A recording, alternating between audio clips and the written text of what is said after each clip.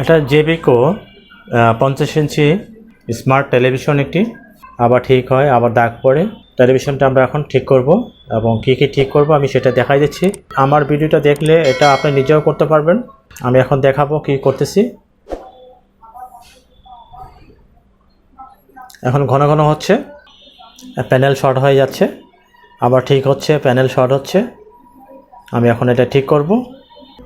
CLK4 এই সাইডটা আমরা এখন পরে কাজ করব।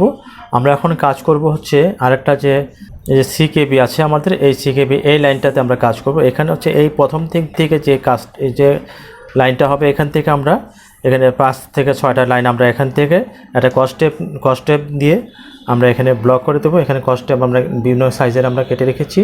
আমরা এখন কেটে এখান থেকে নিয়ে আমরা ছোট্ট একটা কস্টেপ এখান থেকে নিচ্ছি।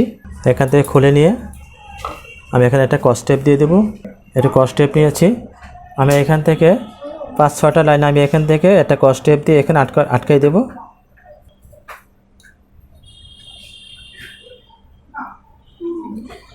আমরা এখন এখানে আটকে দেওয়া হলো। আমি এখন এই কস্টেপটা দিয়ে আমি লাগানোর পর আমি এখন এটাকে এর ভিতরে আবার ঠিকমতো বসিয়ে দিচ্ছি। দেওয়ার পরে আমি এখন টিভিটা চালাবো। আমি টিভিটা অন করলাম। অন করার পর আমি এখন এর দেখব যে এটা কতক্ষণ পর এটা সমস্যাটা হবে কি না।